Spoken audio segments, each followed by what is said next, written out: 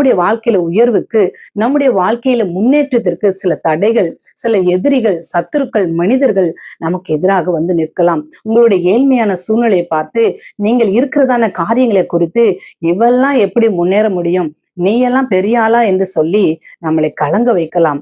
ஆனால் அருமையான தேவனுடைய பிள்ளைகளே, தாவீதை போல விசுவாசம் இருக்க வேண்டும்.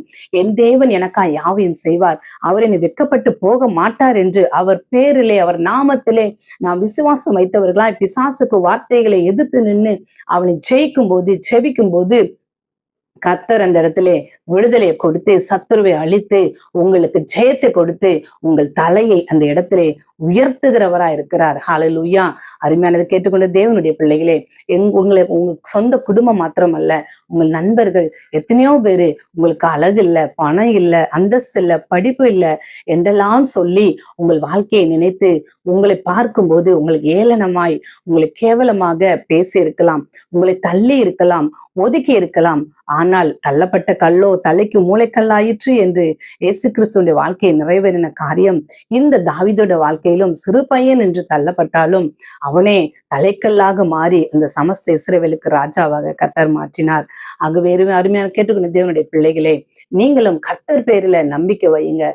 கர்த்தர் சொன்ன வார்த்தைகளை பிடித்து கொள்ளுங்க. முடிவு பரியந்த நிலைத்து நில்லுங்க. ஏற்ற காலத்திலே நிச்சயமாய் கர்த்தர் உங்களை உயர்த்துவார். அருமையான இந்த வசனத்தின்படி எத்தனையோ சாட்சிகளை தேவனுடைய பிள்ளைகளை சொல்லுவதை நாம் கேட்டிருக்க முடியும்.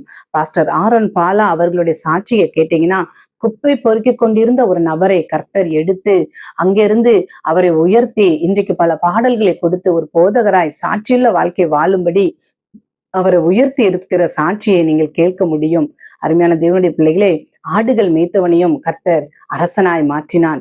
அவன் ஆடுகளை மேய்க்கும் போது குப்பை பட்டிருக்கலாம், அவர் புழுதியா பட்டிருக்கலாம், அங்க இருக்கிற காடுகளிலே மேடுகளிலே அவன் அலைந்து திரியுந்த போது ஒரு அவல நிலையிலே அந்த மனிதன் இருந்திருக்கலாம். ஆனால் கர்த்தர் அவருடைய இருதயத்தை பார்த்தபடியினாலே, அவர் தேவனோடு ஐக்கியம் கொண்டிருக்கபடியினாலே, அவர் வார்த்தையிலே வந்த விசுவாச வார்த்தைகளை கர்த்தர் கனப்படுத்தினபடியினாலே அங்கே அவரை தூக்கி எடுத்தார், உயர்த்தினார்.